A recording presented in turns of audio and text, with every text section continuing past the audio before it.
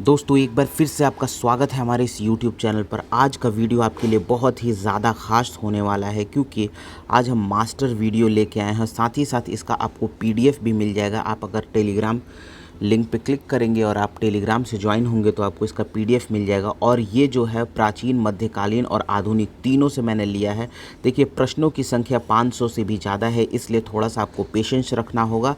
और अगर आपकी परीक्षा नज़दीक हैं तो आपके लिए ये बहुत ही फ़ायदेमंद साबित होने वाला है। और दोस्तों एक और बात है कि ये जो प्रश्न है वो वही प्रश्न है जो हर एग्ज़ाम में ज़्यादातर रिपीट होते हैं, तो इसीलिए ये आपके लिए बहुत ही ज़्यादा फ़ायदेमंद हो सकता है। तो इसलिए आइए देखते हैं पहला प्रश्न क्या है, ज़्यादा समय ना गंवाते हुए। तो पहला प्रश्न है, इतिहास के आरंभिक काल को क्या कहा जाता है? तो पूरा पाषाण काल। दूसरा प्रश्न है, किस काल में पत्थर के औजार सबसे पहले पाए गए थे? पूरा पाषाण काल में। तीसरा है, कौन सी सभ्यता अपने नगर नियोजन के लिए प्रसिद्ध थी? तो सिंधु घाटी सभ्यता। अगला है, सिंधु घाटी सभ्यता का कौन सा स्थान सिंधु नदी के किनारे बसा हुआ है? तो वो मोहनजोदड़ो है। मोहनजोदड़ो का स्थानीय नाम क्या है? मृतकों का टीला उसको कहा जाता है। विशाल स्नानागार कहाँ मिले हैं? तो मोहनजोदड़ो में मिले हैं।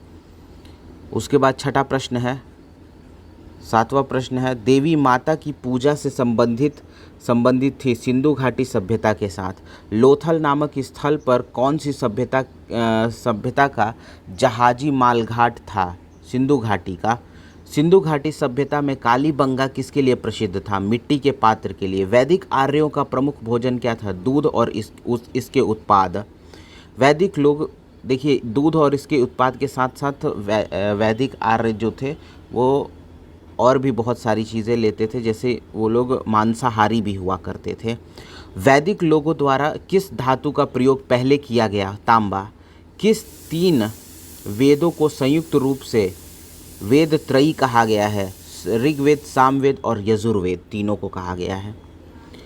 अगला प्रश्न है, 13वां प्रश्न है, आर्यों पूर्वों के साथ अपने संघर्षों में सफल रहे क्योंकि उन्होंने घोड़ा द्वारा चलाए जा रहे रथा का प्रयोग किया। उसके बाद ऋग्वैदिक आर्य पशुचारी लोग थे। यह इस तथ्य से पुष्ट होता है, किस तथ्य से ये पुष्ट होता है कि पशुचारी लोग थे?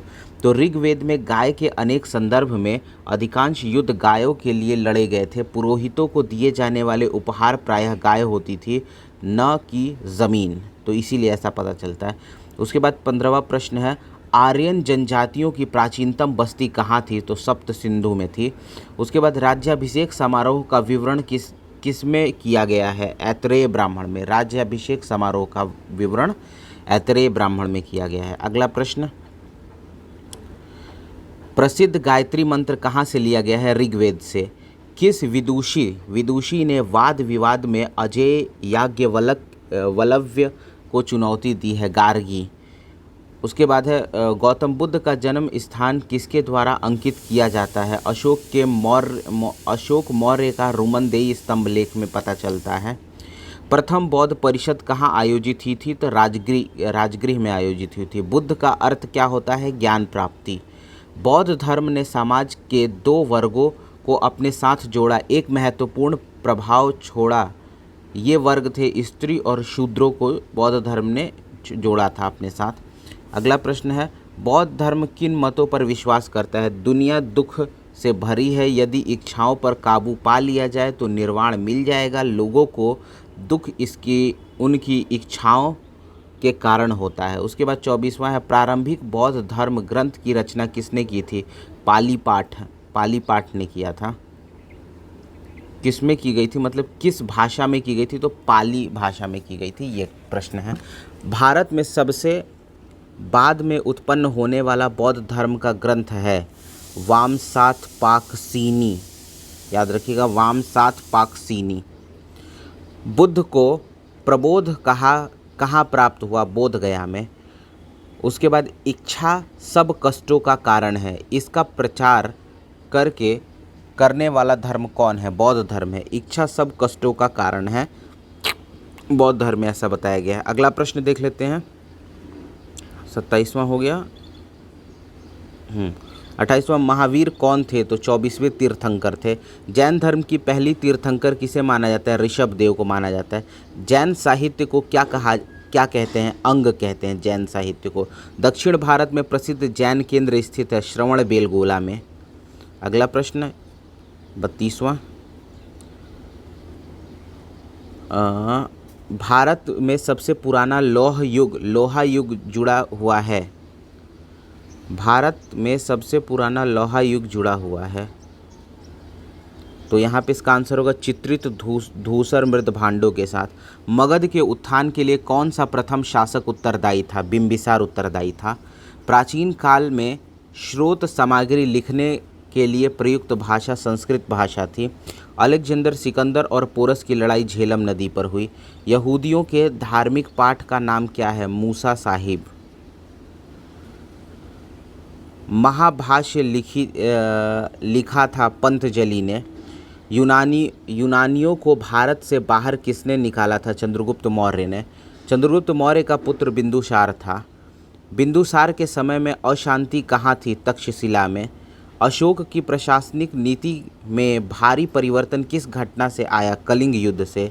देवनाम पिए के नाम से कौन विख्यात था? अशोक। कलिंग युद्ध के बाद किसने महाराजा अशोक के रूपांतरण को दर्जा दिया है? रॉक एडिक्स 13 ने। उसके बाद है चंद्रगुप्त मौर्य के दरबार में भेजा गया यूनानी राजदूत था मेगस्थनीज। इंडिका किसने लिखी? मेगस्थनीज ने। चंद्रगुप्त मौर्य का प्रसिद्ध गुरु चाणक्य किस विद्या केंद्र से संबंधित थे? तक्षशिला से। अर्थशास्त्र के लेखक किसके समकालीन थे? चंद्रगुप्त मौर्य के।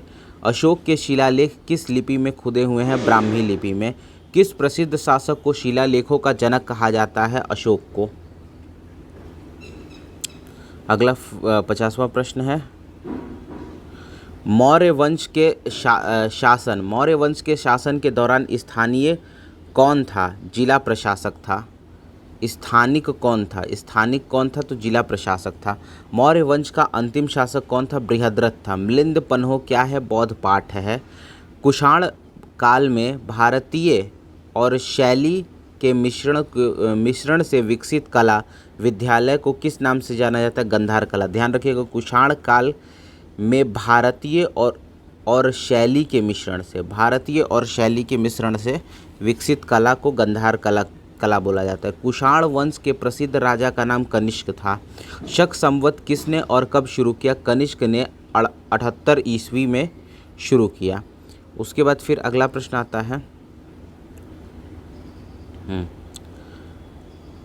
कला की गंधार शैली किसके शासनकाल में पनपी? कनिष्क के शासनकाल में। राजा खारवेल किस चेदी वंश के महानतम शासक थे? कलिंग के। सातवाहन का सबसे बड़ा शासक कौन था? गौतमी पुत्र सातकर्णी। महरौली में जंग रहित लौह स्तंभ किसने स्थापित किया? गुप्त ने। चंद्रगुप्त द्वितीय को किस नाम से जाना जाता है? विक्रमादित्य से। हरिशेन किस राजा का राजकवि था? समुद्रगुप्त का। रोमन साम्राज्य के साथ भारत का व्यापार रोम पर किसके द्वारा आक्रमण के साथ समाप्त हो गया? हूणों द्वारा। अगला प्रश्न है 63 गुप्त काल में किस धातु के सर्वाधिक सिक्के जारी किए गए? सोने के। अपनी विजयों के कारण किसको भारत का नेपोलियन कहा जाता था? समुद्रगुप्त को। इलाहाबाद स्तंभ के शिलालेख में किसकी उपलब्धि वर्णित है? समुद्रगुप्त की। मेघदूत के लेखक कौन है? कालिदास है। फाहियान किसके शासनकाल के दौरान भारत आया? चंद्रगुप्त द्वितीय के शासनकाल में फाहियान भारत आया। अगला प्रश्न देख लेते हैं 68 प्रश्न है। हाँ, 68वें में प्राचीन भारत के विख्यात चिकित्सक धन्वंतरी ने अपना परामर्श किसके दरबार में दिया था? चंद्रगुप्त द्वितीय। किसके शासनकाल के दौरान अजंता की गुफाएं निर्मित की गई थी? गुप्तों के समय में। संगम काल में रोमन व्यापार का केंद्र बताइए।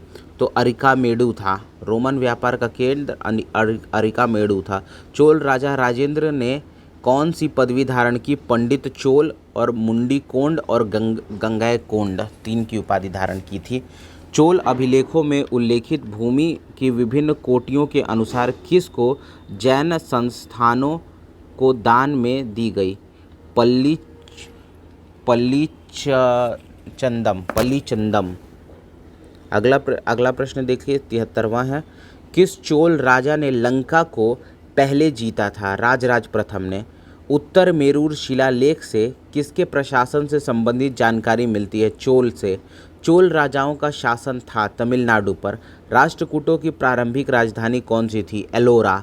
एलोरा के प्रसिद्ध शिव मंदिर का निर्माण किसने करवाया था? राष्ट्रकूट शासक कृष्ण प्रथम ने। उसके बाद राष्ट्रकूट के राजा अमोघ वर्म ने कौन सी पुस्तक लिखी? कविराज मार्ग लिखी, पुस्तक का नाम था कविराज मार्ग। अगला प्रश्न है, राष्ट्रकूटों का सर्वाधिक चिरस्थायी योगदान था कन्नड़ काव्य के 3 कवि पंपा, पोन्ना, रन्ना और कैलाश मंदिर। किस राजवंश के दौरान महाबलीपुरम मंदिर का निर्माण किया गया? पल्लव राजवंश। पुलकेशिन द्वितीय किसका महानतम शासक था? वातापी के चालुक्य का। रवि कीर्ति जो एक जैन थे और उन्होंने ऐहोल प्रशस्ति की रचना की थी को किसका संरक्षण प्राप्त था? पुलकेशिन द्वितीय को। प्रसिद्ध दिलवाड़ा मंदिर स्थित है राजस्थान में। पुस्तक कथा सरित सागर किसने लिखी है? सोमदेव ने लिखी है। अगला प्रश्न है, हर्षचरित के लेखक कौन थे? वाण भट्ट। खजुराहो मंदिर का निर्माण किसने करवाया था? चंदेल राजपूत ने। किस प्रतिहार राजा ने प्रमाण की उपाधि ली थी? मिहिर भोज ने। प्रतिहार वंश का महानतम राजा मिहिर भोज था। उस चीनी यात्री का नाम बताइए जो हर्षवर्धन के दरबार में आया था? ह्वेनसांग। प्रिंस ऑफ पिलग्रिम्स नाम किसे प्रदान किया गया? ह्वेनसांग को। हर्षवर्धन का समकालीन दक्षिण भारतीय शासक कौन था? पुलकेशिन द्वितीय था। अगला प्रश्न 92 प्रश्न है, संस्कृत नाटक नंगानंद की रचना किस शासक द्वारा की गई? हर्षवर्धन द्वारा। भारत में नालंदा विश्वविद्यालय किस राज्य में स्थित है? बिहार में। नालंदा विश्वविद्यालय को नष्ट करने वाला मुस्लिम आक्रमणकारी कौन था? मोहम्मद बिन बख्तियार था। सांची का महान स्तूप है मध्य प्रदेश में। गीत गोविंद के रचयिता जयदेव थे।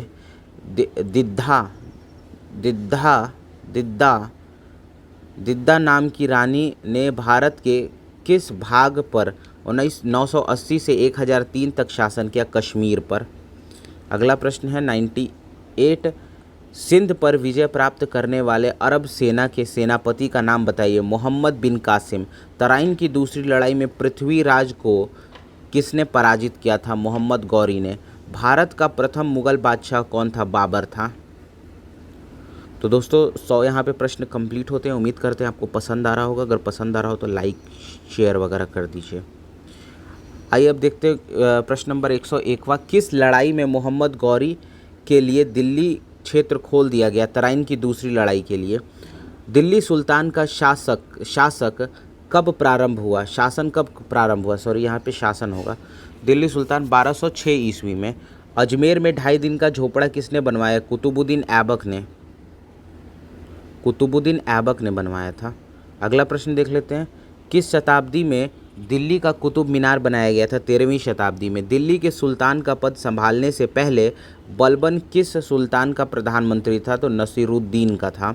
दिल्ली सल्तनत का उद्धारक कौन था? इल्तुतमिश को दिल्ली सल्तनत का उद्धारक कहा जाता था। उसके बाद चंगेज खान ने जलालुद्दीन को पीछा करते हुए किसके शासनकाल में भारत की सीमाओं पर आक्रमण किया? इल्तुतमिश के समय में। प्रसिद्ध फारसी त्यौहार नवरोज का प्रवर्तन किसने किया? बलबन ने। रजिया सुल्तान किसकी बेटी थी? अल्तमश मतलब इल्तुतमिश की। वे 2 वंशज कौन थे जिन्होंने खिलजी शासकों से तत्काल पहले और बाद में शासन किया? सैयद ने पहले और लोदी ने बाद में किया। स्वयं को दूसरी सिकंदर मतलब सिकंदर सानी कहने वाला सुल्तान कौन था? अलाउद्दीन खिलजी था। दक्षिण विजय करने का मिशन अलाउद्दीन खिलजी ने किसे सौंपा था? मलिक काफूर को सौंपा था। कापूर लिखा है, काफूर होगा। चलिए आइए अगला 113वां देख लेते हैं। वह सुल्तान कौन था जिसने खलीफा के अधिकार को मानने से इनकार कर दिया? अलाउद्दीन खिलजी। वर्तमान दौलताबाद जहां मोहम्मद बिन तुगलक ने दिल्ली से राजधानी को स्थानांतरित किया किसके समीप स्थित है? औरंगाबाद। उसके बाद मनियारों का राजकुमार किसे कहा जाता था? मोहम्मद बिन तुगलक को। लोधी वंश का संस्थापक कौन था? बहलोल लोधी। दिल्ली सल्तनत का अंतिम वंश क्या कौन सा था? लोधी वंश। सूफी परंपरा में पीर से क्या आशय है? सूफियों के गुरु को पीर कहा जाता था। उसके बाद फिर अगला है, सूफी आदेशों को किस नाम से जाना जाता था? सिलसिला। सूफी के आदेशों को सिलसिला कहा जाता था। भक्ति प्रचारक शंकर देव ने किस प्रादेशिक भाषाओं का उपयोग करके उसे लोकप्रिय बनाया? असमिया भाषा। उसके बाद एनालिटिक्स पवित्र ग्रंथ है किसका? कन्फ्यूशसवाद का है, कन्फ्यूशियन धर्म का है। उसके बाद विजयनगर राज्य की स्थापना किसने की? संगम वंश ने की। गोवा के प्रसिद्ध किले को बहमनियों से छीनने वाला प्रथम विजयनगर शासक कौन था? हरिहर द्वितीय था। कृष्णदेवराय का राजवंश के शासक थे विजयनगर। तेलुगु कृत अमुक्त माल्यदा के लेखक कृष्णदेवराय थे।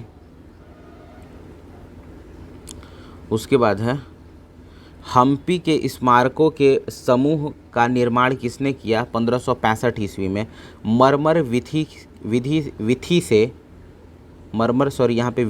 विधि से गोल गुंबद का निर्माण किस शासक द्वारा किया गया? मोहम्मद बिन तुगलक द्वारा। उसके बाद गोल गुंबद कहाँ है? बीजापुर में है। चित्तौड़ की कीर्ति स्तंभ किसने बनवाया था? राणा कुंभा ने। बाबर ने भारत पर किस वर्ष ईसा पूर्व पर आक्रमण किया? 1526 में। पानीपत की प्रथम लड़ाई किन दो सेनाओं के बीच लड़ी गई? बाबर और लोधी साम्राज्य के बीच में। उसके बाद अगला प्रश्न आता है 32वां, दिल्ली में मुगल साम्राज्य की नींव किस लड़ाई के परिणाम स्वरूप पड़ी? पानीपत की पहली लड़ाई के मुगल साम्राज्य की नींव पड़ी। भारत में सबसे पहले तोपखाने का प्रयोग किया बाबर ने। बाबर की मृत्यु कहाँ हुई थी? आगरा में हुई थी बाबर की मृत्यु। अगला आता है 135वां प्रश्न, 1540 ईस्वी में किस युद्ध के पश्चात हुमायूं को हिंदुस्तान से बाहर कर दिया गया? कन्नौज का युद्ध के अनुसार 1540 में हुआ था। कन्नौजी लिख दिया गया है, कन्नौज होगा यहाँ पे। कन्नौज का युद्ध किस वर्ष लड़ा गया? 1540 में। हुमायूं का मकबरा के वास्तुकार कौन थे? मीरक मिर्जा घियाथ। अकबर कितने वर्ष की आयु में सम्राट बना? 13 वर्ष। पानीपत की द्वितीय लड़ाई किन दो सेनाओं के बीच हुई? अकबर और हेमू के बीच। रामायण का अनुवाद फारसी में किसने किया? बदायूनी ने रामायण का फारसी में अनुवाद किया। आईने अकबरी पुस्तक के लेखक कौन थे? अबुल फजल थे। आईने अकबरी के अबुल फजल थे। वह प्रसिद्ध जैन विद्वान कौन था जिसका अकबर बहुत सम्मान करता था? हरि विजय था। हल्दी घाटी की लड़ाई किसके बीच हुई? अकबर और राणा प्रताप सिंह के बीच में। बुलंद दरवाज़ा कहाँ है? उत्तर प्रदेश में है। प्रयागनगर को इलाहाबाद अल्लाह का नगर नाम किसने दिया? अकबर ने दिया। अकबर का अभिरक्षक कौन था? बैरम खान था। उसके बाद 148वां प्रश्न आता है, 147वां, टोडरमल किस मुगल बादशाह का प्रसिद्ध राजस्व मंत्री था? तो अकबर का। दीन ए इलाही का नया धर्म किसके द्वारा शुरू किया गया? अकबर द्वारा। अकबर के एक पुत्र किस दरबार में दीन ए इलाही को अकबर के एक पुत्र किस दरबारी ने दीन ए इलाही को स्वीकारा था? बीरबल ने। जब ईस्ट इंडिया कंपनी का गठन हुआ था उस समय भारत का मुगल बादशाह अकबर था। इसके शासनकाल में तुलसीदास ने रामचरितमानस लिखी अकबर के समय में। जहांगीर का अर्थ होता है विश्व विजेता। इंग्लैंड के तत्कालीन राजा जेम्स द्वारा जहांगीर के दरबार में राजदूत के रूप में किसको भेजा गया? जॉन हॉकिंस को भेजा गया सबसे पहले। राजकुमार खुर्रम आगे चलकर सम्राट शाहजहां कहलाए। शाहजहां का प्रसिद्ध तख्ते ताऊस 1739 में कौन ले गया था? तो इसका आंसर देखिए, अगर आपको पता है तो बताइए, मैं अभी थोड़ी देर में बताता हूँ। आगे तब तक प्रश्न देख लेते हैं। मोती मस्जिद किस नगर में स्थित है? आगरा में। मुगल शासक ने संगीत और नृत्य पर प्रतिबंध लगाया था औरंगजेब ने। औरंगजेब का उत्तराधिकारी कौन था? मुअज्जम था। लाल किले का निर्माण किसने करवाया? शाहजहां ने करवाया।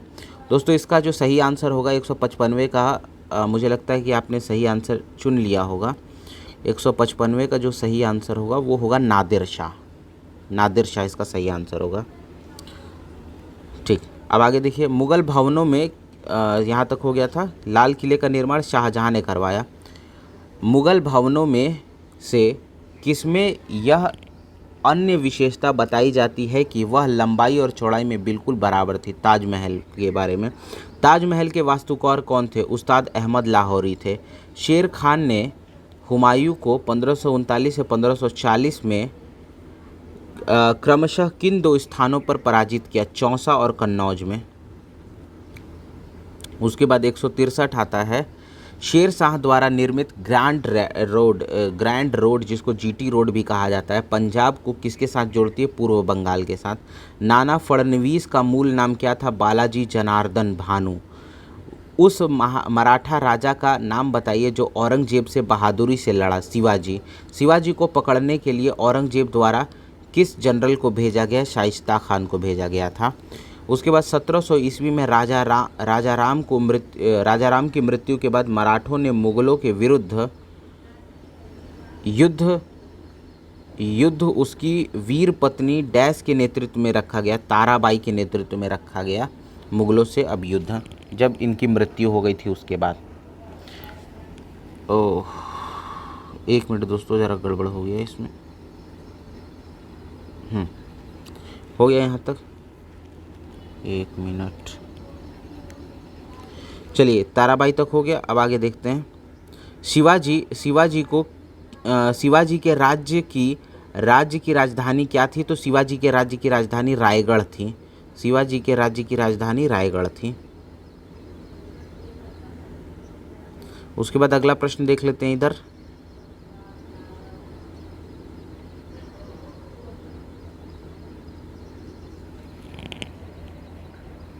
अगला प्रश्न है, लड़ाकू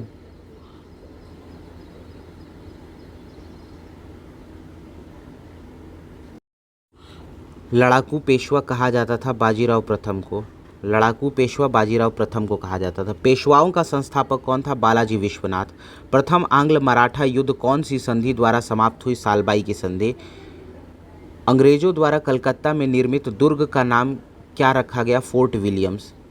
भारत में डच सबसे प्रारंभिक उपनिवेश कहाँ था? मसूलीपट्टनम। अंग्रेजी शासक चार्ल्स द्वितीय को किसकी राजकुमारी से विवाह करने पर बम्बई दहेज में मिला?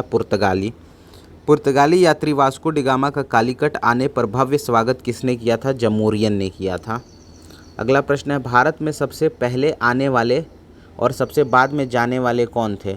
तो इसका आंसर होगा पुर्तगाली। पुर्तगाली सबसे पहले आए थे और सबसे बाद में गए थे।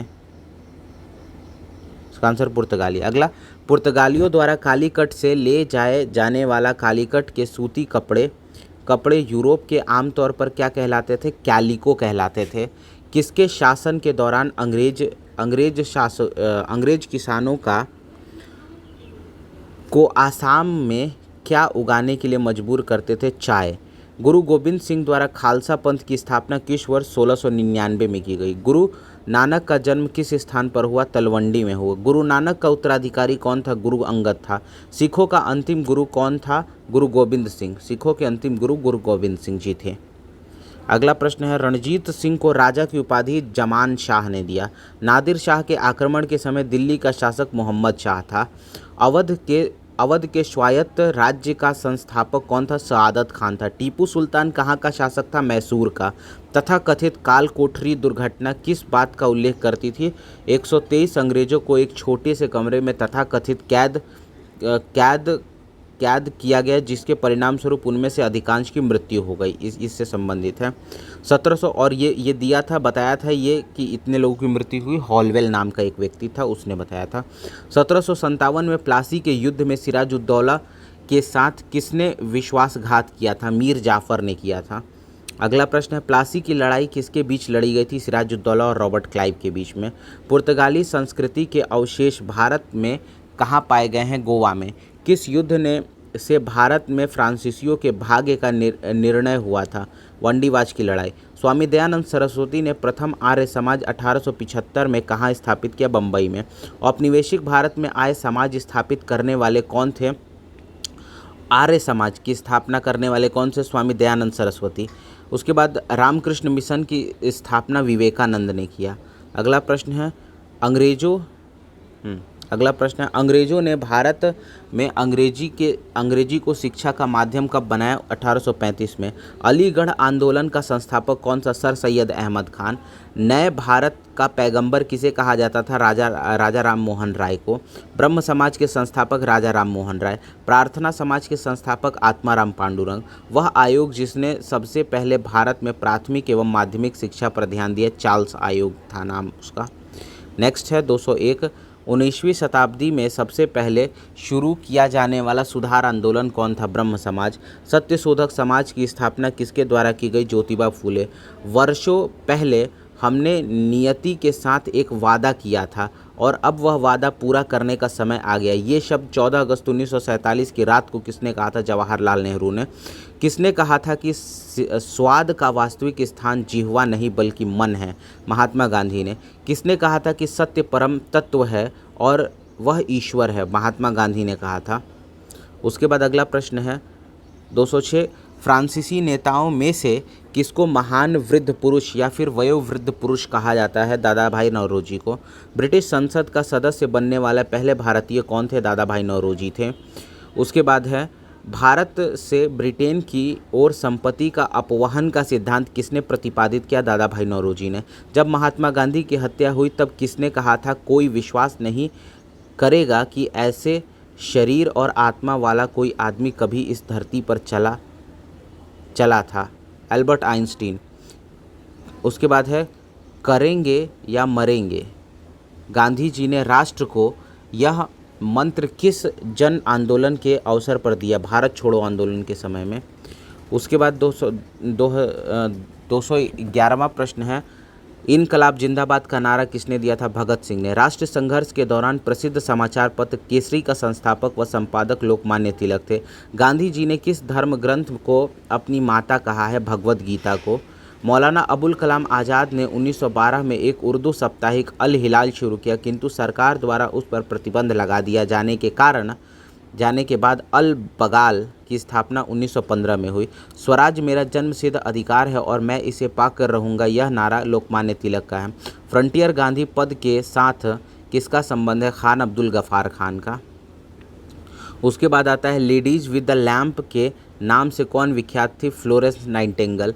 लाइफ डिवाइन पुस्तक किसकी है? अरविंदो घोष की है।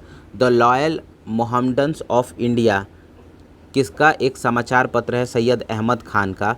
कौन यंग इंडिया और हरिजन के संपादक हैं? महात्मा गांधी। ब्रिटिश इंडिगो बगान मालिकों के अत्याचारों का वर्णन करने वाला प्रसिद्ध नाटक नील दर्पण किसने लिखा? दीनबंधु मित्र ने। रविन्द्रनाथ टैगोर द्वारा लिखित गीत जन गण मन सर्वप्रथम जनवरी 1912 में किस नाम से प्रकाशित हुई? भारत भाग्य विधाता नाम से प्रकाशित हुई। किसने उपन्यास आनंद मठ में बंकिम चंद्र चटर्जी द्वारा बंगाल के किस विद्रोह का उल्लेख किया है? सन्यासी विद्रोह का उल्लेख किया है। उसके बाद अरविंद को किस मामले में गिरफ्तार किया गया था? अलीपुर बम मामला। अभिनव भारत नामक संस्था की स्थापना किसने की थी? विनय दामोदर सावरकर ने। लाहौर षड्यंत्र मामले किसके विरुद्ध रजिस्टर किया गया था? भगत सिंह के द्वारा। उसके बाद 227वां प्रश्न नौजवान भारत सभा किसने स्थापित किया था? तो सरदार भगत सिंह ने। यूएस में फ्रांसिस्को में गदर पार्टी की स्थापना किसने की थी? तो लाला हरदयाल ने की थी। मंगल पांडे ने 1857 के विद्रोह की पहली गोली चलाई थी बैरकपुर में। 1857 के विद्रोह का प्रशासनिक परिणाम शक्ति का अंतरण था ईस्ट इंडिया कंपनी से ब्रिटिश सम्राट को। 1857 का विद्रोह के दौरान भारत के गवर्नर जनरल लॉर्ड कैनिंग थे। कानपुर के गदर का नेतृत्व किसने किया? नाना साहेब ने किया। भारत में सिविल सर्विसेज का सूत्रपात किसने किया? लॉर्ड कार्नवालिस ने किया। उसके बाद सरकार का कंपनी से सम्राट को अंतरण लॉर्ड कैनिंग द्वारा नवंबर 1857 को घोषित किया गया इलाहाबाद में। 1877 में इंपीरिकल दरबार में हाथ से काती हुई खादी के कपड़े पहनकर कौन गया था? जीवी जोशी। 236वां है ब्रिटिश शासन के दौरान तत्कालीन मद्रास प्रेसिडेंसी में रैयतवाड़ी प्रणाली की शुरुआत करने वाला कौन था? थॉमस मुनरो था। उसके बाद है बंगाल के प्रथम गवर्नर जनरल वॉरेन हेस्टिंग्स थे। किस गवर्नर जनरल ने भारत में सती प्रथा का अंत किया? लॉर्ड विलियम बेंटिक ने सती प्रथा का अंत किया। उसके बाद 239वां प्रश्न है भारतीय सिविल सेवा में अर्हता प्राप्त प्रथम भारतीय कौन थे? सत्येंद्र नाथ टैगोर थे। कौन बंगाल का अंतिम गवर्नर जनरल था? लॉर्ड विलियम बेंटिक था। कौन सा गवर्नर जनरल ठगी प्रथा के उन्मूलन से संबंधित था? Lord William Bentinck. East India company का अंतिम गवर्नर जनरल और क्राउन के अधीन पहला वायसराय कौन था? लॉर्ड कैनिंग था। किस गवर्नर जनरल का नाम राज्य हड़प नीति से जोड़ा जाता है? लॉर्ड डलहौजी का। भारत का अंतिम वायसराय लॉर्ड माउंटबेटन था। उसके बाद है भारत किसके वायसराय काल में स्वतंत्र हुआ? माउंटबेटन के वायसराय काल में। भारत का पहला भारतीय गवर्नर जनरल सी राजगोपालाचारी थे। किसको लॉर्ड कर्जन का सबसे उपयोगी और महत्वपूर्ण सुधार माना जा सकता है? विशेषतः अविभाज्य पंजाब प्रांत में रहने वाले लोगों के संबंध में कृषि सुधार को। भारतीय विश्वविद्यालय अधिनियम किसने पारित किया? लॉर्ड लिट्टन ने। भारत में स्थानीय स्वशासन का अग्रगामी कौन था? रिपन था। भारत में पहली बार सन 1853 में किस स्टेशन से रेल यात्रा प्रारंभ हुई? बम्बई से लेकर ठाणे तक गई थी पहली रेल। 250 क्वेश्चन कंप्लीट हो गए हैं। अभी 250 क्वेश्चन और भी बचे हुए हैं, इसलिए जुड़े रहिएगा। आइए देखते हैं 251वां क्वेश्चन क्या है। पिट्स इंडिया एक्ट के अंतर्गत किसे स्थापित किया गया? नियंत्रण बोर्ड को।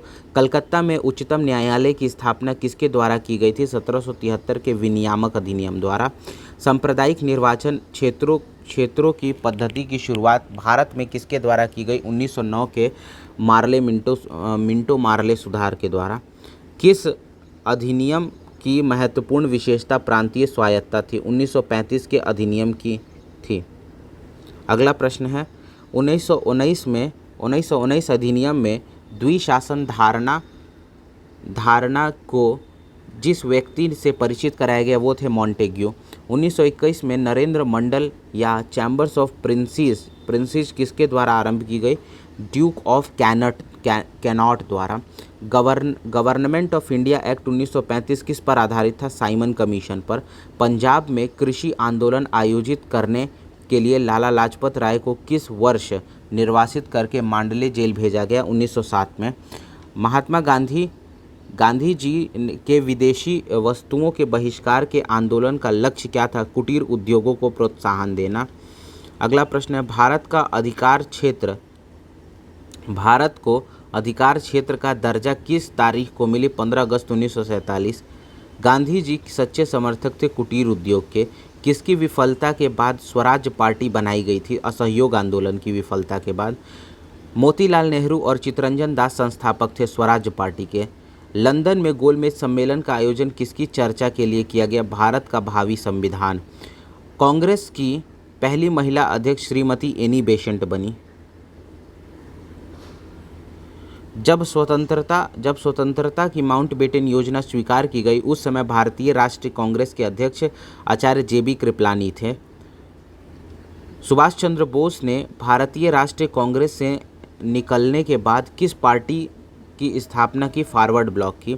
कौन आज़ाद हिंद फौज का संस्थापक था? सुभाष चंद्र बोस।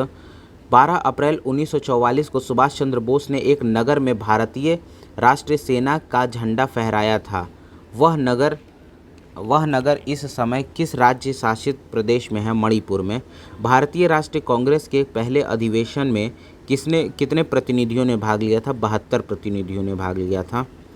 उसके बाद है इंडियन नेशनल कांग्रेस का संस्थापक कौन था? ए.ओ. ह्यूम था।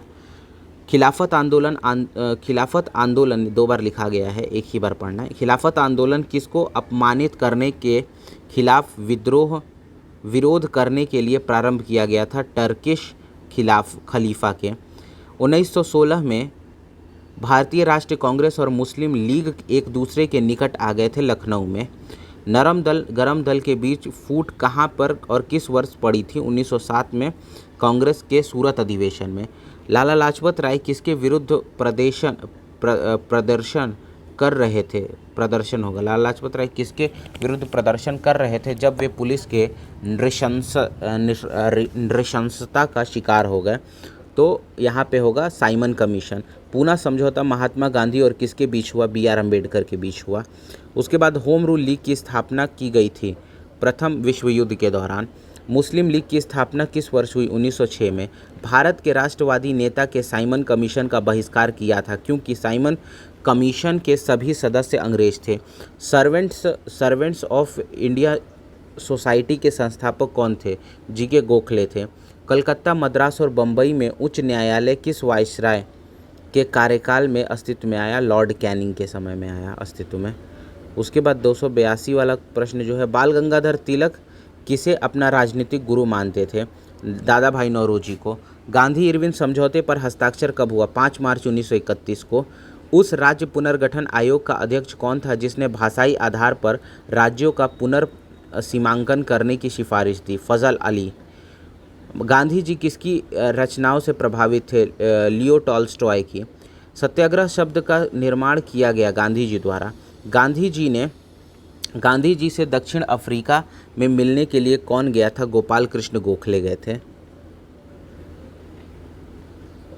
उसके बाद है 1918 में महात्मा गांधी सूती कपड़ा कारखाने के मजदूरों के बीच सत्याग्रह आंदोलन चलाने कहाँ गए थे? अहमदाबाद में।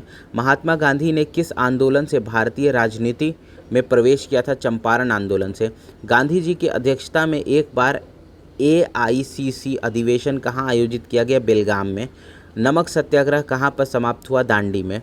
1939 में सुभाष चंद्र बोस किसे हराकर कांग्रेस पार्टी के अध्यक्ष चुने गए थे? पट्टाभी सीतारामैया को।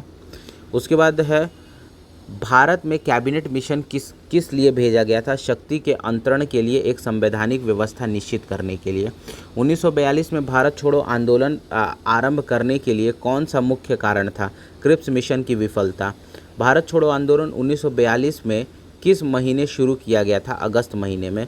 भारत छोड़ो आंदोलन के दौरान समानांतर सरकारों का गठन कहाँ किया गया था? बलिया में।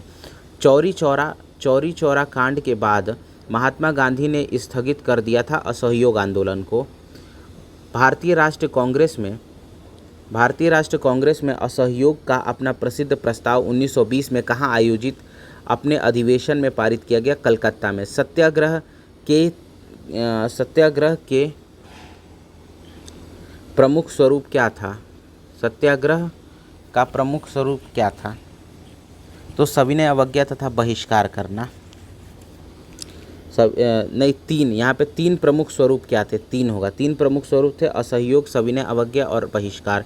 गांधी जी की दांडी यात्रा किसका उदाहरण है? सविनय अवज्ञा का उदाहरण है।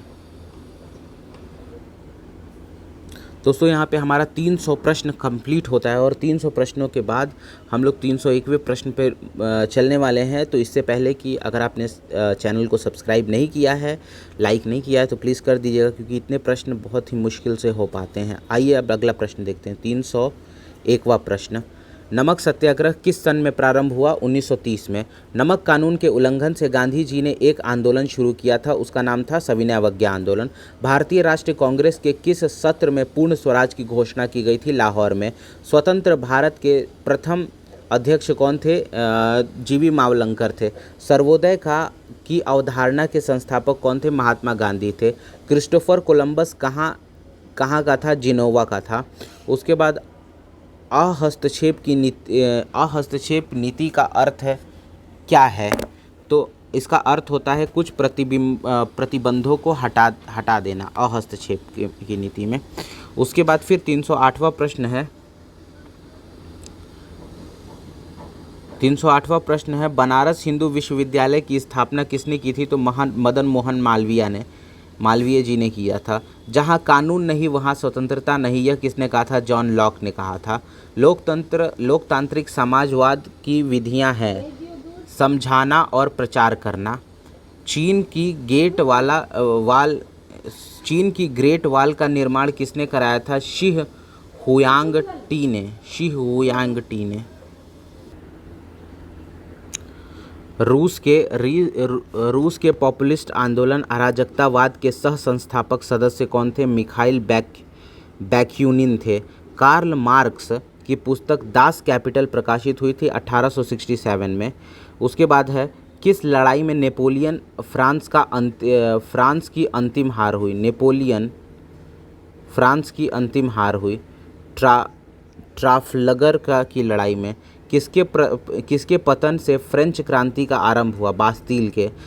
उसके बाद बोस्टन चाय पार्टी की घटना का संबंध किससे है। अमेरिकी स्वतंत्रता युद्ध से है। 1856 में क्रीमियन युद्ध किसके बीच लड़ा गया। जर्मन के खिलाफ यूनाइटेड किंगडम के साथ। किस संधि से प्रथम विश्व युद्ध समाप्त हुआ। वर्सेल्स संधि। उसके बाद है राज सिंहासन पर बैठने वाला सबसे अधिक आयु का ब्रिटिश राजा रानी कौन था। Queen Mary Tudor. भीमबेटका गुफा किस राज्य में है। मध्य प्रदेश में। सिंधु घाटी सभ्यता के शहरों की गलियां चौड़ी और सीधी थीं। हड़प्पा और मोहनजोदड़ो के खंडहर किस नदी के तट पर पाए जाते हैं। रावी के तट पर हड़प्पा और सिंधु के तट पर मोहनजोदड़ो पर इतने जगहों पे पाए जाते हैं। देखो, रावी के तट हड़प्पा और सिंधु नदी के तट मोहनजोदड़ो, 2 जगह पाए जाते हैं। सिंधु घाटी सभ्यता की लिपि कौन सी थी। अज्ञात लिपि थी। मोहनजोदड़ो में सबसे बड़ा भवन कौन सा था। धान्यागार था। सिंधु घाटी के लोगों की एक महत्वपूर्ण रचना किसकी मूर्ति थी। नृत्य करती हुई बालिका की मूर्ति थी। सिंधु घाटी सभ्यता का पतन नगर कौन था। लोथल था। सिंधु अर्थव्यवस्था की ताकत थी व्यापार। सिंधु अर्थव्यवस्था की ताकत व्यापार थी। शोतुरगई, जिसको हम लोग सिंधु घाटी सभ्यता किस देश में है। अफगानिस्तान में। वेद शब्द का अर्थ है ज्ञान। आरंभिक वैदिक काल में वर्ण व्यवस्था आधारित थी व्यवसाय पर। आर्यों को एक जाति कहने वाला पहला यूरोपीय कौन था। मैक्स मूलर था। कौन सी जनजातीय सभा सामान्य रूप से जनजातीय सरदार चुनाव में शामिल होती थी। समिति। वैदिक युग में राजा अपनी जनता से जो कर वसूल करता था उसे क्या कहते थे। बलि कहते थे। उसके बाद भारतीय प्रतीक पर उत्कीर्ण सत्यमेव जयते लिया गया है मुंडकोपनिषद से। अगला प्रश्न है प्राचीन भारत में किस विवाह को विधि सम्मत नहीं माना जाता है। गंधर्व विवाह को। बुद्ध किस वंश किससे संबंधित है। शाक्य वंश से। बुद्ध ने अपनी प्रथम प्रवचन कहाँ दिया। सारनाथ में। धातु से बने सिक्के सबसे पहले प्रकट हुए थे बुद्ध के काल में। आरंभिक बौद्ध साहित्य किस भाषा में रचे गए थे। पाली भाषा में। बौद्ध धर्म में बुल का संबंध बुद्ध के जीवन की किस घटना के साथ है। जन्म से है। बुद्ध धम्म और संघ मिलकर कहलाता था त्रिरत्न। बुद्ध धम्म और संघ तीनों मिलकर त्रिरत्न। बौद्धों के पवित्र अवशेषों पर निर्मित गुंबदाकार छत वाली अर्धगोलाकार संरचना को कहते थे स्तूप, और ये अवशेषों पर बनाए जाते थे। बुद्ध की मृत्यु किस वर्ष हुई थी। 483 ईसा पूर्व में हुई थी। उसके बाद अगला प्रश्न आता है भारतीय इतिहास के युग में से किसके दौरान क्षत्रिय एक विशिष्ट पहचान रखते थे। बुद्ध के युग में। भारत में जैन धर्म का संस्थापक कौन था। महावीर थे। वर्धमान महावीर के परिनिर्वाण कहाँ हुआ था। पावापुरी में इनका हुआ था। अगला देखते हैं प्राचीन भारत का प्रसिद्ध वह शासक कौन था जिसने अपने जीवन के अंतिम दिनों में जैन धर्म अपना लिया। चंद्रगुप्त। 6ठी शताब्दी ईसा पूर्व। बगध में किसका विशाल भंडार है। लोहे का। उस राज्य का नाम बताइए जिसने पहली बार युद्ध में हाथियों का इस्तेमाल किया। मगध। हेरोडोटस को माना जाता है इतिहास का जनक। किसकी सेना ने ग्रीक शासक सिकंदर के साथ झेलम नदी पर पोरस की सेना ने झेलम नदी पर मुकाबला किया। चंद्रगुप्त मौर्य ने अपने अंतिम दिन कहाँ गुजारे। श्रवणबेलगोला में। बिंदुसार के पुत्र अशोक थे। अशोक के अधीन मौर्य राजतंत्र का सबसे सही वर्णन कौन सा होगा। प्रबुद्ध स्वेच्छाचारी शासन। वह व्यक्ति कौन था जिसका नाम देवनाम पियदर्शी कहा जाता था। मौर्य राजा अशोक। कलिंग युद्ध किस वर्ष हुआ था। 261 ईसा पूर्व। किस शिला राजा देश में अशोक ने कलिंग युद्ध के हताहतों का उल्लेख किया है और युद्ध त्याग की घोषणा की है? शिला राजादेश 13 में। उसके बाद मौर्य दरबार में ग्रीस के राजदूत का नाम क्या था? मेगस्थनीज था, ग्रीस के राजदूत थे। अशोक ने किस बौद्ध साधु से प्रभावित होकर बुद्ध धर्म अपना लिया? उपगुप्त से। मौर्य काल के दौरान शिक्षा का सबसे प्रसिद्ध केंद्र कौन सा था? तक्षशिला था। अर्थशास्त्र की रचना किसने की थी? कौटिल्य ने। किसने और कब पहली बार अशोक के शिलालेख का अर्थ स्पष्ट किया? 1837 में जेम्स प्रिंसेप ने। उसके बाद अगला प्रश्न आता है, मौर्य वंश के तत्काल बाद किस वंश ने आकर मगध राज्य पर शासन किया? शुंग वंश ने। चरक जिसके राज चिकित्सक थे? कनिष्क के। उसके बाद कौन सी कला ग्रीको बौद्ध कला के नाम से जानी जाती थी? गंधार कला। कनिष्क किस वर्ष में राज्य सिंहासन पर आरूढ़ हुआ? 78 ईस्वी में। बौद्ध धर्म संरक्षक कुषाण शासक कौन था? कनिष्क। प्राचीन काल में कौन कलिंग का एक महान शासक था? खारवेल। कलिंग शासक खारवेल के संरक्षण दिया जैन धर्म को। गुप्त राजा जिसने विक्रमादित्य की पदवी ग्रहण की? चंद्रगुप्त द्वितीय। गुप्त काल में चांदी के सिक्के को कहते थे रुपयक कहते थे चांदी के सिक्के को। लिच्छवी दौहित्र किसे कहा जाता था? समुद्रगुप्त को। भारतीय नेपोलियन के नाम से आमतौर पर कौन हिंदू राजा विख्यात था? समुद्रगुप्त। उसके बाद फिर आता है 374वां, प्रसिद्ध गुप्त संवत किस वर्ष से शुरू हुआ? 319 ईस्वी से। इलाहाबाद स्तंभ शिलालेख किसने बनवाया था? हरिशेन ने। पंचतंत्र की कथाओं का संकलन किसने किया था? विष्णु शर्मा ने। वाराह मिहिर थे एक प्राचीन खगोलविद। गंगा को उत्तर से दक्षिण ले जाने वाला चोल राजा कौन था? राजेंद्र चोल। अधिकांश चोलकालीन मंदिर किस देवता को समर्पित थे? शिव को। चोल वंश भारत के किस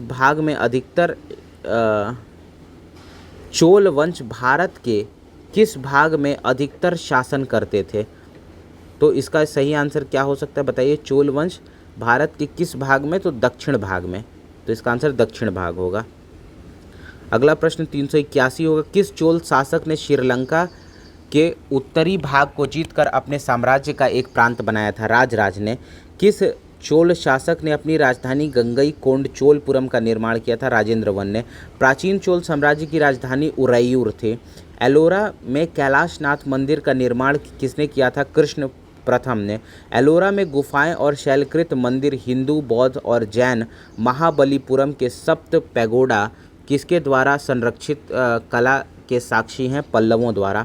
एलोरा में ठोस शैल को काटकर बनाए गए प्रसिद्ध कैलाश मंदिर का निर्माण किसके संरक्षण में किया गया था? राष्ट्रकूटों के संरक्षण में किया गया था। अगला प्रश्न आता है 388, किस पल्लव शासक के शासनकाल में पल्लवों और चालुक्यों के बीच लंबा संघर्ष शुरू हुआ? महेंद्र वर्मन प्रथम। महाबलीपुरम के रथ मंदिरों का निर्माण किस पल्लव शासक के शासनकाल में हुआ? तो इसका आंसर नरसिंह वर्मन प्रथम। पश्चिमी चालुक्य वंश का प्रसिद्ध शासक कौन था? पुलकेशिन द्वितीय। द्वितीय पांड्य साम्राज्य के भूमि माम का उल्लेख किसमें किया गया है? थलवईपुरम तांबे की प्लेटों द्वारा। उसके बाद है विक्रमांक देवचरित के लेखक कौन है? बिल्हड़ हैं। इब्न बतूता किसके शासनकाल में भारत आया था? मोहम्मद बिन तुगलक के शासनकाल में आया था। उसके बाद एक महान रोमानी नाबक कादम्बरी के लेखक कौन है? वाण भट्ट है। 13वीं शताब्दी में राजस्थान के माउंट आबू में प्रसिद्ध दिलवाड़ा मंदिर किसने बनवाया था? तेजपाल ने। मध्य प्रदेश में खजुराहो समूह के स्मारक में किस धर्मों के मंदिर हैं? हिंदू और जैन के दोनों के हैं। मिहिर भोज राजपूतों के किस कुल से संबंधित है? प्रतिहार से। हर्षवर्धन को किसने पराजित किया था? पुलकेशिन द्वितीय ने। हर्षवर्धन की आरंभिक राजधानी थानेश्वर थी। श्रृंगेरी, बद्रीनाथ, द्वारिका और पुरी के 4 मठ स्थापित किए गए थे आदि शंकराचार्य द्वारा। तो दोस्तों 400 प्रश्न हमारे कंप्लीट होते हैं। 100 प्रश्न और भी बचे हैं, इसीलिए जुड़े रहिएगा। मुझे पता है कि इतने प्रश्नों तक धैर्य रखना थोड़ा मुश्किल काम है, लेकिन ये अगर आपने ऐसा कर लिया तो आपके एग्ज़ाम के लिए ये बहुत ही फ़ायदेमंद साबित होगा। आइए देखते हैं 401वां प्रश्न क्या है। 738 ईस्वी में अरबों को पराजित किसने किया? प्रतिहारों ने। कोणार्क का सूर्य मंदिर किसने बनवाया था? नरसिंह देव प्रथम ने। ध्यान रखिएगा, दिल्ली सबसे पहले तोमर राजपूतों के काल में राजधानी बनी थी। सबसे पहले दिल्ली राजधानी तोमर के समय में बनी थी, तोमर राजपूतों के समय। सुल्तान महमूद कहाँ का शासक था? गजनी का शासक था। उसके बाद है कुतुब मीनार किस प्रसिद्ध शासक ने पूरा किया था? इल्तुतमिश ने। नियमित मुद्रा जारी करने वाला, दिल्ली को अपने साम्राज्य की राजधानी घोषित करने वाला दिल्ली का प्रथम सुल्तान कौन था? इल्तुतमिश था। किसको शक्तिशाली नोबलों के एक समूह चिहालगानी के विनाश का श्रेय दिया जाता है? तो बलबन ने चिहालगानी का विनाश किया था। चहलगामी भी कहा जाता है, इसको ध्यान रखिएगा। चहलगानी या देखिए चिहालगानी में जो थे ना 40 लोग थे, इसीलिए उनको 40 भी कहा जाता था। के रूप में विख्यात तुर्की सामंतों की शक्ति को भंग करने वाला प्रथम दिल्ली सुल्तान बलबन था। भारत की प्रथम महिला शासिका रजिया सुल्तान थी। दिल्ली के खिलजी सुल्तान थे, तुर्क से थे ये लोग। सल्तनत वंश की विशालतम स्थायी सेना, जिसका भुगतान सीधा राज्य द्वारा किया जाता था, बनाई गई थी अलाउद्दीन खिलजी ने। बाजार विनियामक प्रणाली आरंभ की गई थी अलाउद्दीन खिलजी द्वारा। अगला प्रश्न देख लेते हैं, 413वां प्रश्न। किसे भारत का तोता कहा जाता था? अमीर खुसरो को।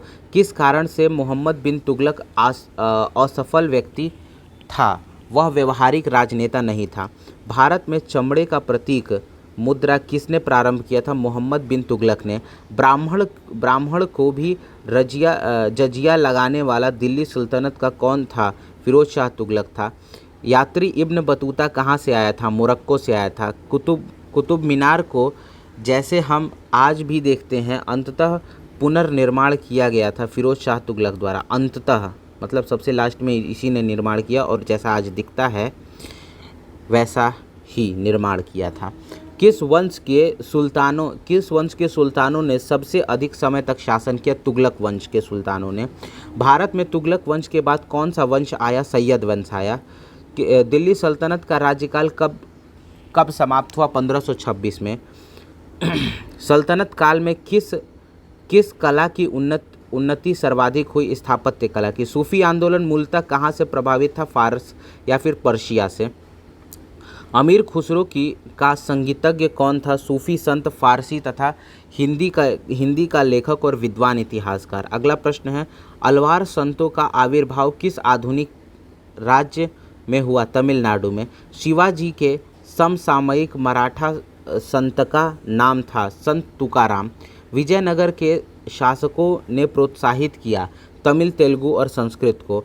1920 में विजयनगर साम्राज्य में आने वाले इटली के यात्री का नाम क्या था? निकोलो डी कॉन्टी था। कृष्णदेवराय ने कौन सी पुस्तक लिखी? आमुक्तमाल्यदा। विजयनगर के मध्यकालीन नगर को आजकल कहते हैं हम्पी कहते हैं। तालीकोटा का प्रसिद्ध लड़ाई कब लड़ी गई? 1565 में। बहमनी शासकों में से बीजापुर में प्रसिद्ध गोल गुंबज का निर्माण किसने करवाया था? मोहम्मद आदिल शाह ने करवाया था। अगला प्रश्न देख लेते हैं, बीजापुर अपनी किस चीज़ के लिए प्रसिद्ध था? गोल गुंबज के लिए। चित्तौड़गढ़ में विजय स्तंभ किसने बनवाया था? राणा कुंभा ने। सुविख्यात कोहिनूर हीरा किस खान से निकली थी? गोलकुंडा से। पानीपत की पहली लड़ाई किस वर्ष लड़ी गई? 1526 में। बाबर ने तुजुक बाबरी नामक अपने संस्मरण किस भाषा में लिखे? तुर्की भाषा में। खानवा के युद्ध में बाबर द्वारा पराजित किए जाने वाला राजपूत राणा सांगा था। दिल्ली में पुराना किला किसने बनवाया था? शेर शाह ने। हुमायूं को किस लड़ाई में पराजय के बाद दिल्ली से भागना पड़ा? कन्नौज। अगला प्रश्न है, दिल्ली में हुमायूं का मकबरा किसने बनवाया था? हाजी बेगम ने। उसके बाद मेधावी राजस्व अधिकारी टोडरमल ने किसके अधीन सेवा की थी? शेर शाह। कलानौर में राज्याभिषेक के बाद अकबर की आयु कितनी थी? 13 वर्ष की थी। महाभारत का फारसी अनुवाद बदायूनी ने किया था। किसने अकबर के जीवन की कथा लिखी? अबुल फजल ने। दीन इलाही बनाने का मूल उद्देश्य था विश्व बंधुता। उसके बाद अगला प्रश्न है, मनसबधारी प्रणाली आरंभ किया था अकबर ने। फतेहपुर सिकरी का निर्माण अकबर ने किया था। अकबर अपना धार्मिक विचार विमर्श कहाँ करता था? इबादत खाना में। अकबर के आरंभिक दिनों में उसका रीजेंट कौन था? बैरम खान था। किस शासक ने जजिया कर समाप्त किया था? अकबर ने। अकबर का प्रसिद्ध राजस्व मंत्री टोडरमल था। अकबर के दरबार में सबसे प्रसिद्ध संगीतकार तानसेन का मूल नाम क्या था? रामतनु पांडे था। तुलसीदास ने रामचरितमानस किसके शासनकाल में लिखी? अकबर के शासनकाल में। नूरजहां किस मुगल शासक की पत्नी थी? जहांगीर की पत्नी थी। चित्रकारी किसके शासनकाल के दौरान अपने उच्चतम स्तर पर था? जहांगीर के समय में। किस मुगल बादशाह शहंशाह या फिर बादशाह ने तंबाकू के प्रयोग पर निषेध लगा दिया, मतलब रोक लगा दिया जहांगीर ने। तो यहाँ पे थोड़ा सा गड़बड़ हो गया, देख लीजिएगा। किस मुगल शहंशाह ने मुगल राजधानी आगरा से दिल्ली स्थानांतरित किया? शाहजहां ने। विश्व प्रसिद्ध तख्ते ताऊस किस मुगल भवन में रखा गया था? दिल्ली के लाल किले के दीवाने आम में। तो इसका आंसर आप बताइएगा। उसके बाद 460वां है, शाहजहां को अपनी शेष जिंदगी के लिए औरंगजेब ने कैद कर लिया था। किसको? शाहजहां को कैद कर लिया था। कौन सा मुगल बादशाह जिंदा पीर के नाम से जाना जाता था? औरंगजेब को जिंदा पीर कहा जाता था। मुगल शासकों की दरबारी भाषा क्या थी? फारसी थी। दरबारी भाषा फारसी थी। भारत में बीबी का मकबरा कहाँ स्थित है? औरंगाबाद में स्थित है। दिल्ली की जामा मस्जिद किस सदी में बनाई गई थी? 17वीं सदी में। किसके शासन काल में 1 रुपये का सिक्का टकसालित किया गया? शेरशाह सूरी। शेरशाह सूरी की मृत्यु कहाँ लड़ते हुए हो गई थी? कलिंजर में। शिवाजी का गुरु कौन था? रामदास। छत्रपति शिवाजी को हराने के लिए औरंगजेब ने किसको भेजा था? राजा जय सिंह को भेजा था। शिवाजी ने कितनी बार सूरत को लूटा? 2 बार लूटा। शिवाजी का राज्याभिषेक हुआ था 1674 ईस्वी में। उसके बाद किस यूरोपियन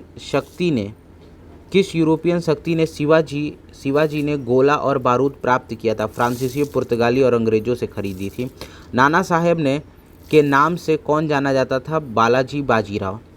जिस समय 1761 में पानीपत की तीसरी लड़ाई में अहमद शाह अब्दाली ने मराठों को हराया, उस समय दिल्ली का शासक कौन था? शाह आलम द्वितीय था। पेशवा प्रथम ब्रिटिश द्वारा किस पेशवा के काल में समाप्त हो गया? पेशवा पद यहाँ पे होगा, पेशवा पद ब्रिटिश द्वारा किस पेशवा के काल में समाप्त हो गया था? बाजीराव द्वितीय के समय में। भारत में पहली बार कौन सा अंग्रेजी जहाज था? रेड ड्रैगन था। 1651 में मुगलों द्वारा बंगाल में किस स्थान पर ईस्ट इंडिया कंपनी को व्यापार करने और फैक्ट्री बनाने की अनुमति दी गई थी? तो इसका जो सही आंसर होगा कासिम बाजार में। अगला प्रश्न जो है वो 477वां है। भारत के लिए समुद्री मार्ग की खोज का श्रेय जाता है पुर्तगालियों को। सत्यशोधक सभा के संस्थापक महाराष्ट्र में कौन थे? ज्योतिबा फूले थी। केप ऑफ गुड होप के रास्ते भारत में समुद्री यात्रा की खोज वास्को ड गामा ने किया था। चीन का ग्रेट वॉल का निर्माण किसने कराया था? शी हुयांगटी ने करवाया था। उसके बाद अगला प्रश्न है, भारत में पुर्तगाली सत्ता का वास्तविक संस्थापक नींव रखने वाला महानतम पुर्तगाली गवर्नर था अल्बुकर्क। गुजरात का शासक बहादुर शाह किसके साथ हुए संघर्ष में मारा गया? पुर्तगाली के साथ। अपने शासन के दौरान अंग्रेज किसानों को मद्रास में डैश उगाने के लिए मजबूर करते थे? चावल उगाने के लिए। अकाल तख्त का निर्माण किया था गुरु हरगोविंद ने किया था। गुरु नानक देव का जन्म तलवंडी में हुआ था। गुरु नानक।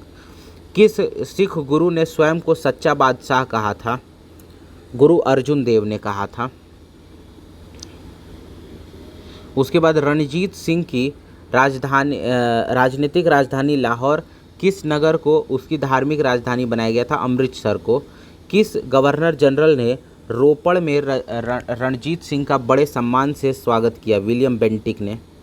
किस गवर्नर जनरल ने रोपड़ में राजा रणजीत सिंह का स्वागत किया? विलियम बेंटिक ने। किस लड़ाई में नादिर शाह ने मुगल सम्राट मोहम्मद शाह को पराजित किया? करनाल के युद्ध में। दूसरे एंग्लो मैसूर युद्ध में गवर्नर जनरल कौन था? वॉरेन हेस्टिंग्स थे। मुर्शीद कुली खान, अली वर्दी खान, सिराजुद्दौला कहाँ के नवाब थे? बंगाल के। ब्लैक होल त्रासदी कहाँ हुई थी? कलकत्ता में हुई थी। उसके बाद अगला है, प्लासी के युद्ध के समय बंगाल का नवाब कौन था? सिराजुद्दौला था। ब्रिटिश ने पंजाब में किस सन में अपने राज में मिलाया था? 1849 ईस्वी में। आर्य समाज के संस्थापक दयानंद सरस्वती थे। वेदों की ओर लौटो का नारा दयानंद सरस्वती ने। बुनियादी शिक्षा का विचार सबसे पहले किसने प्रस्तुत किया था? महात्मा गांधी ने। अलीगढ़ में मोहम्मडन एंग्लो ओरिएंटल कॉलेज की स्थापना किसने की थी? सर सैयद अहमद खान ने। राजा राममोहन राय के विरुद्ध एक ऐतिहासिक आंदोलन का आयोजन किया था? सती प्रथा। राजा राममोहन राय के विरुद्ध एक ऐतिहासिक आंदोलन का आयोजन किया था? सती प्रथा। उसके बाद फिर अगला प्रश्न आता है 50वां, उपनिवेशी भारत में कलकत्ता एशियाटिक सोसाइटी की स्थापना किसने की थी? विलियम जोन्स ने। सर्वोदय का आशय है सबका उत्थान। तो दोस्तों यहाँ पे आज मैंने 500 क्वेश्चन पूरे करा दिए हैं। तो उम्मीद करते हैं आपको ये सब क्वेश्चंस पसंद आए होंगे। ये क्वेश्चन बहुत ही ज़्यादा इंपॉर्टेंट थे। तो वीडियो को देखने के लिए आपका बहुत बहुत धन्यवाद। वीडियो कैसी लगी कमेंट में ज़रूर बताइए। धन्यवाद।